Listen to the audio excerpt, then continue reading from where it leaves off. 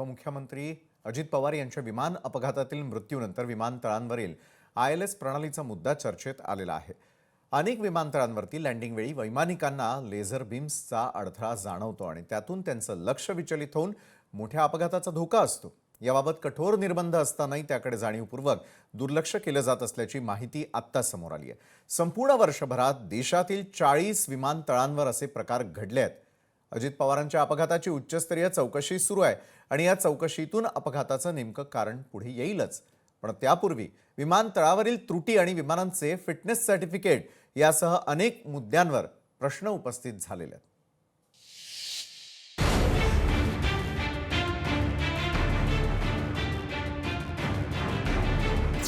देशातील 14 विमानतळांवर लँडिंग धोक्यात। लेझरचा अडथळा ठरतोय अपघाताचे कारण। DGCAची नियमावली असतानाही अंमलबजावणी नाही।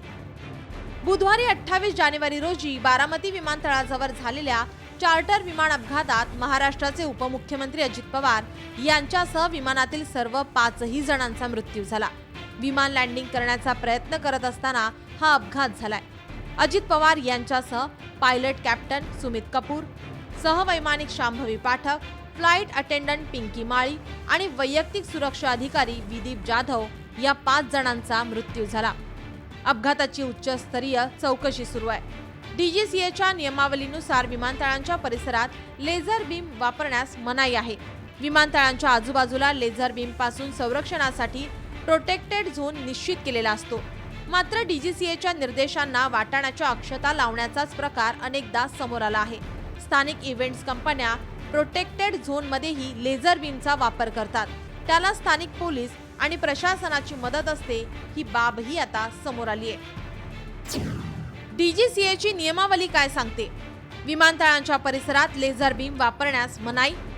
विमानतळ परिसरात लेझर बीम पासून संरक्षणासाठी प्रोटेक्टेड झोन निश्चित। 15 किलोमीटर परिसरात लेझर बीम वापरावर बंदीचे निर्देश। सायंकाळी 6 ते सकाळी 6 वाजेपर्यंत लेझर वापरावर बंदी। लेझर बीममुळे लँडिंग दरम्यान वैमानिकांचे लक्ष विचलित होते।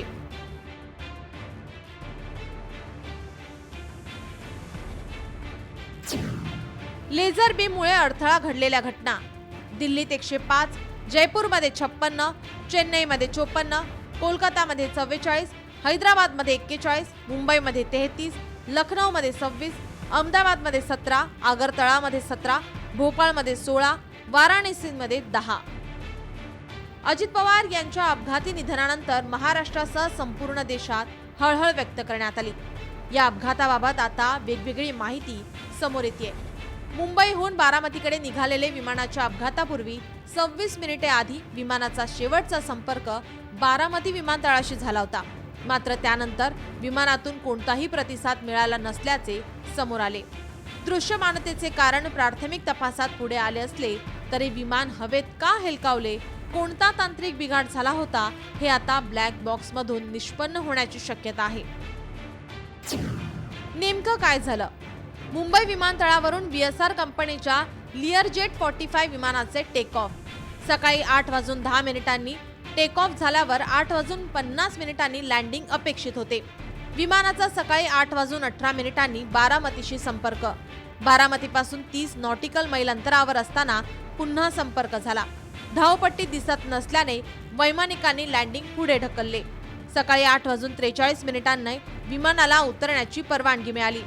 वैमानिकांकडून कोणताही प्रतिसाद मिळाला नाही। विमानाने बारामती विमानतळावर गिरटी घातल्याचे रडारवर दिसले। गिरटी दरम्यान विमान हवेत आलटी-पलटी झाल्याचे CCTV फुटेज समोर आले। सकाळी 8:44 विमान शेतात आदळले आणि विमानाचा भीषण स्फोट झाला। विमान दुर्घटनेत भारताने अनेक दिग्गज नेते मंडळी गमावली आहेत। प्रत्येक अपघातानंतर त्याची स्वतंत्र चौकशी करण्यात आली। मात्र आजही हवाई वाहतुकीत अनेक त्रुटी असल्याचेच आता स्पष्ट होऊ लागलेत।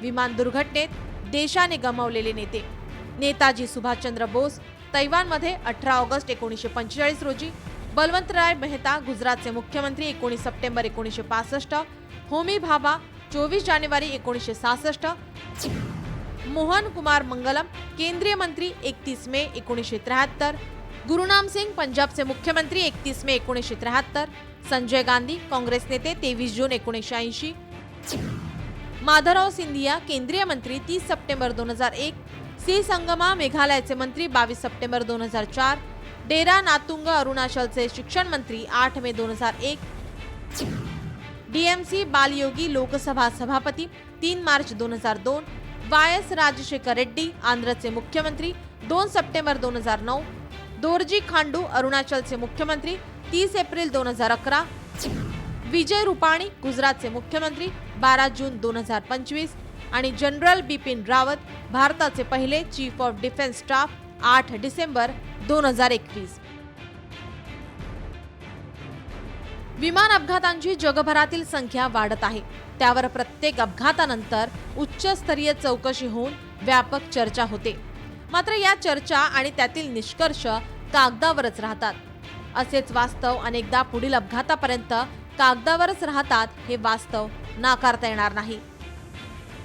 ब्युरो रिपोर्ट, लोकशाही मराठी, मुंबई.